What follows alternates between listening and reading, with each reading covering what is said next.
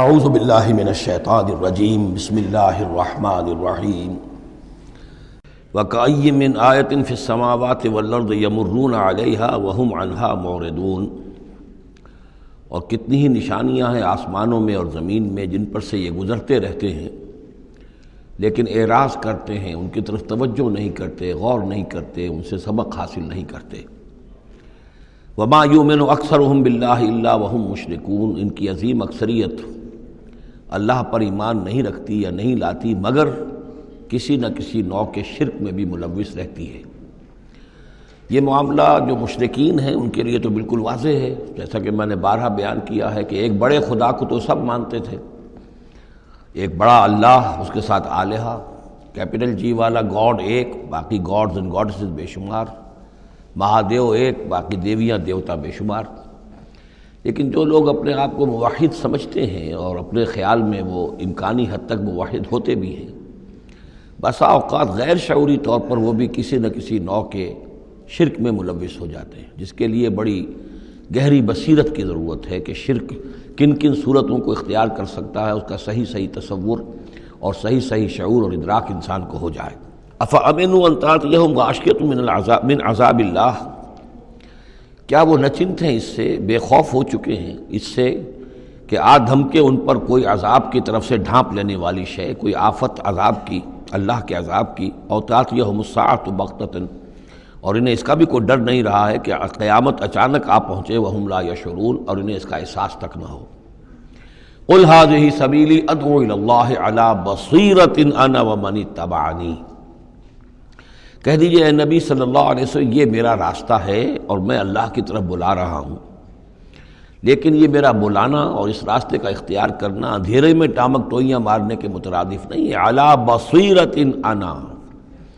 میں بصیرت باطنی کے ساتھ، سوجھ بوجھ کے ساتھ، سمجھ کر، کانشسلی، شعور کے ساتھ میں اس راستے پر چل رہا ہوں اور اس راستے کی طرف بلا رہا ہوں۔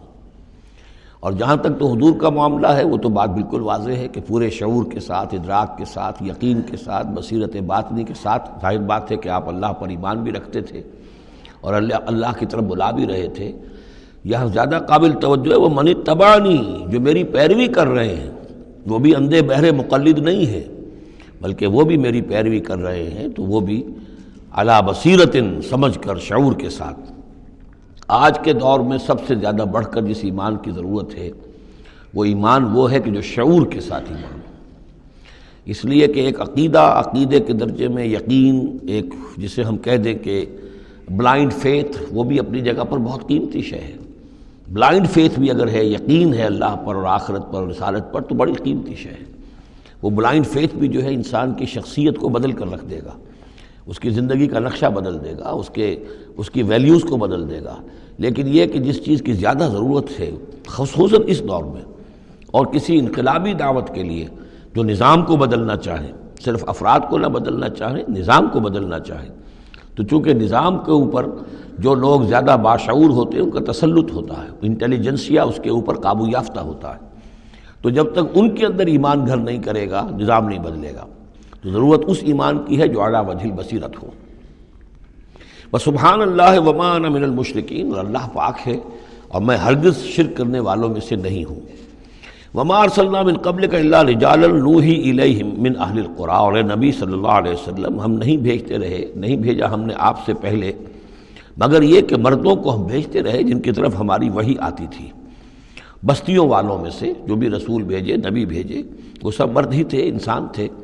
افلم یسیروا فی الارض، تو کیا یہ لوگ زمین میں گھومتے پھرتے نہیں ہیں؟ فینظروا کیف کان عاقبۃ الذین من قبلہم، کہ پھر وہ دیکھتے، غور کرتے، عبرت پکڑتے کہ کیا انجام ہوا ان کا جو ان سے پہلے تھے۔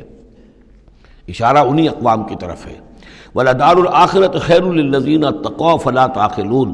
اور یقیناً آخرت کا گھر تو بہتر ہے انہی لوگوں کے لیے جو تقویٰ کی روش اختیار کریں، تو کیا تم عقل سے کام نہیں لیتے؟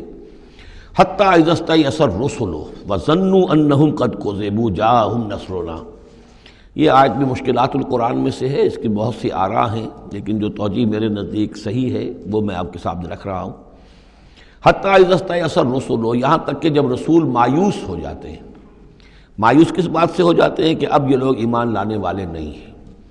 جن کے دلوں میں کچھ نہ کچھ فطرت سلیمہ موجود تھی، ابھی ان کی فطرت بالکل بگڑی نہیں تھے، وہ ایمان لا چکے ہیں۔ یعنی اب جو ہم نے بلو چکے ہیں اس کو، اس چاٹی میں سے اب مکھن نکل چکا ہے، اب آگے کوئی اور مکھن نکلنے والا نہیں۔ وَظَنُّوا أَنَّهُمْ قَدْ كُذِبُوا، اور لوگ یہ سمجھ بیٹھتے ہیں، انہیں یہ گمان ہوتا ہے کہ انہیں سب جھوٹے ہی وعدے کیے گئے تھے کہ عذاب آئے گا۔ وہ جو قوم ہے وہ تو بہت ہی زیادہ لاؤبالی ہو جاتی ہے کہ 12 برس ہو گئے محمد کو کہتے ہوئے عذاب عذاب عذاب عذاب، عذاب تو نہیں آیا، یہ سب دھونس تھی، صرف یہ کہ ہمیں ڈراوا دینا مقصود تھا۔ جاءہم نصرنا